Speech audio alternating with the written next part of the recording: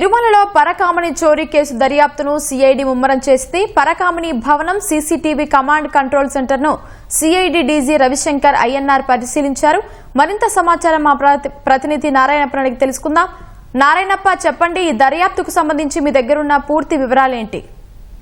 ఉమామహేశ్వరి, తిరుమల శ్రీవారి పరకామణి లెక్కింపు చోరీకి సంబంధించి సిఐడి అధికారులు దర్యాప్తు వేగవంతం చేశారు. కోర్టు ఆదేశాలతో సిఐడి డీజీ రవిశంకర్ ఐఎన్ఆర్ నేతృత్వంలోని 20 మంది అధికారులతో కూడా బృందం తిరుపతి కేంద్రంగా విచారణ ప్రారంభించింది.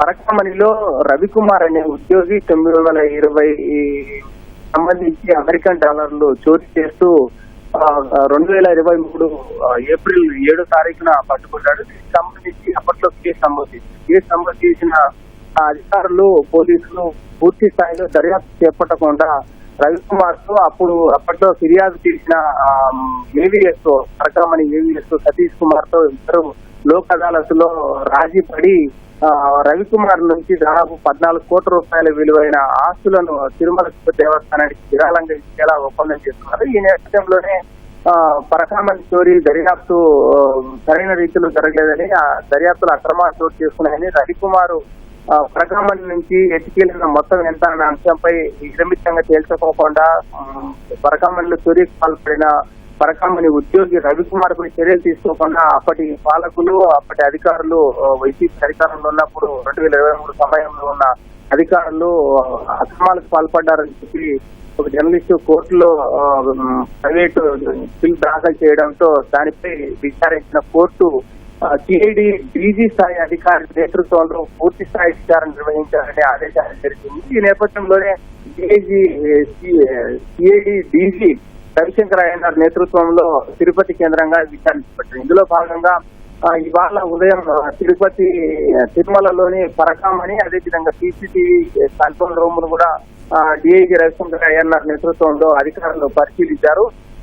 రవికుమార్ పరకామణిలో నోట్లు లెక్కింపు చేస్తూ బయటికి తీసుకెళ్తున్న సమయంలో సీసీటీవీ పర్యవేక్షణ ఎంత మేర లోపం ఉంది అనే అంశం పరిశీలించేందుకు ఈ రోజు పరకామణి భవనము, మరోవైపు కమాండ్ కంట్రోల్ రూమ్ కూడా పోలీసు అధికారులు పరిశీలించారు. రవికుమార్ పరకామణిలో నోట్లను లెక్కిస్తూ ఎత్తుకుపోయిన సమయంలో అక్కడ ఉన్న అధికారులు ఏ విధంగా స్పందించారో, ఆ తర్వాత నోట్లు తీసుకెళ్తూ విదేశీ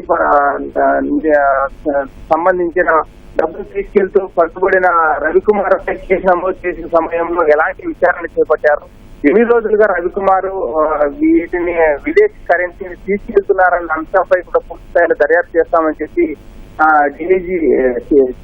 సిఐడి డీజీ రవిశంకర్ ఐఎన్ఆర్ ప్రకటించారు. ఈ 20 మంది సభ్యుల బృందంలో ఒక ఎస్పీ, అదే విధంగా న్యాయ విభాగానికి సంబంధించి లీగల్ సెల్ సంబంధించిన అధికారులు ఉన్నారు. అదే విధంగా సైబర్ సంబంధించి కూడా, అంటే రవికుమార్ ఎవరెవరితో ఆ సమయంలో మాట్లాడారు, రాజీ కుదుర్చుకునే సమయంలో 14 కోట్ల రూపాయలు తన ఆస్తులను టీటీడీకి విరాళాలు చేసే సమయంలో ఎవరెవరితో మాట్లాడారు, ఇట్లాంటి అంశాలన్నిటి కూడా పూర్తి స్థాయిలో సాంకేతికంగా నిర్ధారించేందుకు వీలుగా సైబర్ విభాగాన్ని కూడా వినియోగిస్తున్నామని, న్యాయపరమైన అంశాలను పరిగణలోకి తీసుకునేందుకు న్యాయ విభాగానికి సంబంధించి కూడా అధికారులు ఉన్నారని చెప్పి సిఐడి డీజీ రవిశంకర్ ఐఎన్ఆర్ ప్రకటించారు. ఇలా వివిధ విభాగాలకు సంబంధించిన అధికారులతో కూడిన 20 మంది బృందంతో స్థానికంగా తిరుపతిలో ఉంటూ విచారణ నిర్వహిస్తుండగా, మరోవైపు 10 మంది సిఐడి కేంద్ర కార్యాలయం విజయవాడలో ఉంటూ కేంద్ర కార్యాలయానికి కూడా